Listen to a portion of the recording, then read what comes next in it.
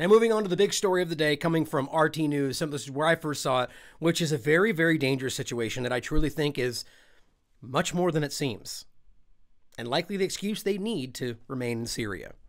Entitled, U.S.-led coalition says American soldiers, 4 was confirmed in Syria after blast, killed in Syria after blast in Kurdish-held Manbij. Now, there's numerous videos in here you can watch for yourself. I thought about playing the video for you, but it's just an explosion. You can look it up, and all the links are in the show notes. I'm sure I'd play it and get hit with some kind of a graphic restriction for my video, despite the fact that it's being played all over other mainstream media, but you got to be careful these days on YouTube. But this story is important, and people have died, at least as it's being reported by the coalition and mainstream media, but it looks like we do have some independent sources reporting the same from the ground. So an apparent suicide bombing, is what we're hearing, hit this Kurdish-controlled southern Syrian city, Manbij, during what they're calling a routine U.S.-led coalition patrol, which is interesting in its own right, killing 4 U.S. troops and numerous citizens. There's varying reports. The one I keep seeing coming from the Observatory for Human Rights, the T-shirt shop in the United Kingdom, so I don't really take that for what it is, but clearly other people have died, just average civilians. Now, Islamic State, ISIS, has claimed responsibility for the attack. You know, the defeated ISIS, they're still apparently attacking people, if you take this at their word. Always be open to the consideration that there could be something larger at play here. Now, Replay's contributor on the ground said the U.S. military ramped up security inside the city following the attack.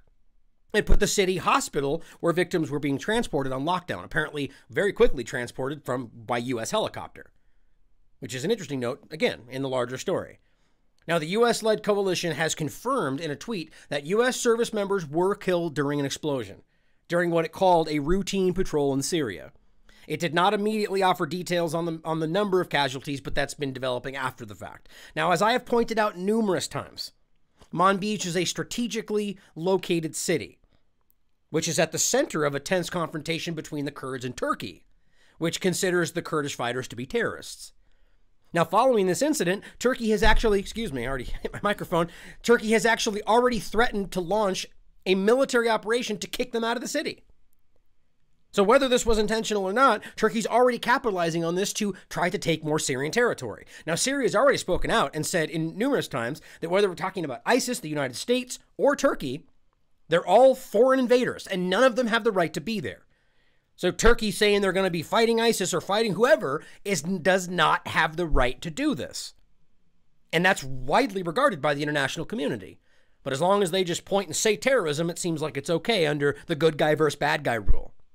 And that's what we're looking at here. Now, the U.S., which supports the Kurdish militias with arms and training, is now in the process of a claimed withdrawing of troops from Kurdish-controlled parts of Syria.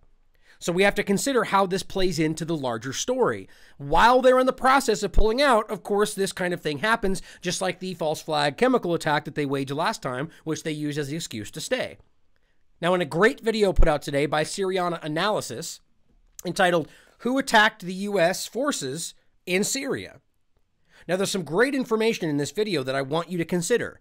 First, he points out the nearest U.S. stronghold is about 250 kilometers away from Manbij.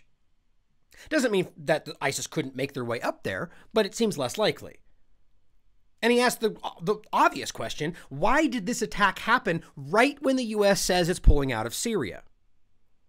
Something we have to consider. Could this have been an orchestrated event in order to give them that justification?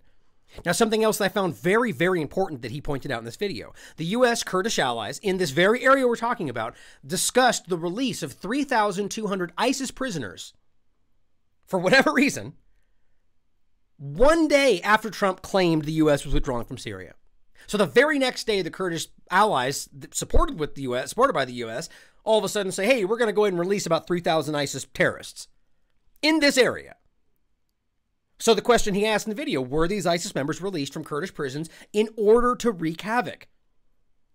In order to make an excuse to stay? Even if it wasn't orchestrated by the U.S., maybe the Kurds are scared with what's about to happen, and they wanted to give the U.S. justification to stay. You know, to send the message, Syria is still unstable. The U.S. must stay. Because, as he points in the video, ISIS could reemerge if the U.S. pulls out right now.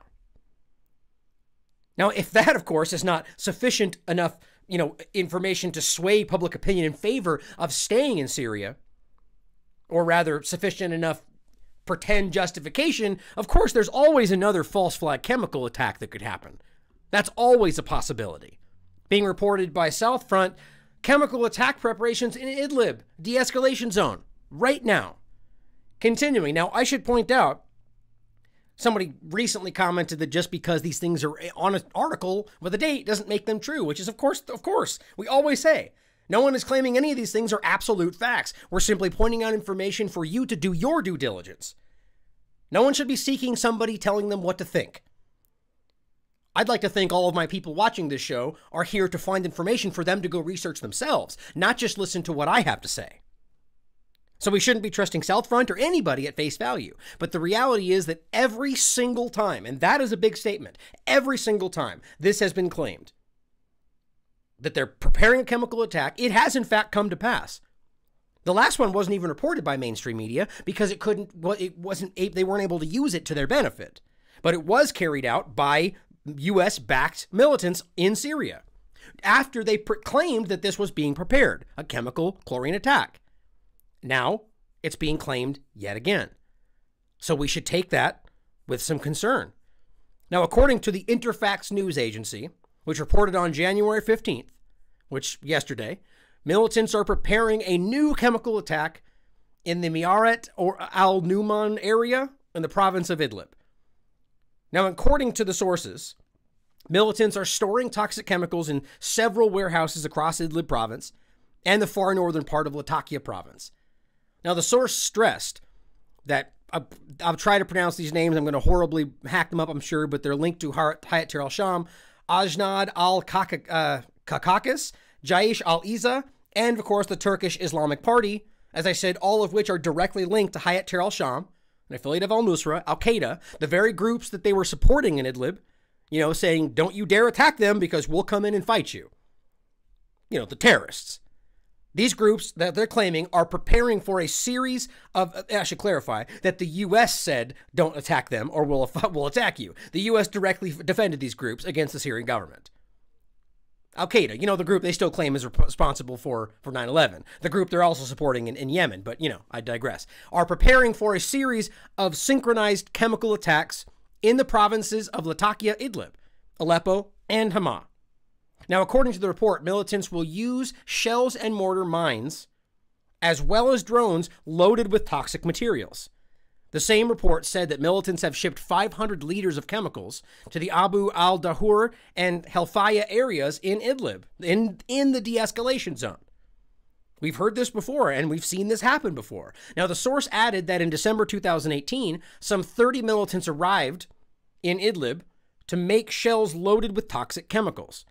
Now, these militants reportedly received assistance from foreign intelligence agencies. Now, the very same militants were reportedly tasked with carrying out chemical attacks against civilians, as we've seen take place. Now, these pre-planned incidents will then be used, of course, to accuse the Syrian army of attacking civilians with chemical weapons. As Bolton and many have roundly said, if any chemical attack takes place, we're going to blame Syria. They've literally said just that. So why in the world would these terrorists, these coalition forces, not be like, well, let's go carry out an attack? They just said they're going to blame Syria. And the U.S. will stay. So apparently their sources also confirm new shipments, which I found very interesting, of weapons and supplies going to the U.S. coalition in Syria right this moment. Which, as I see it, essentially confirms that the alleged withdrawal is clearly not going to take place in the immediate future, as they continue to bring in new weapons and new shipments and new supplies as of today. So think about that in the context of leaving Syria, as people continue to try to pretend it's going to happen. And as I continue to point out, even if 2,000 troops leave, the war is not ending. U.S. involvement in the war is not ending, or I should call it the illegal invasion.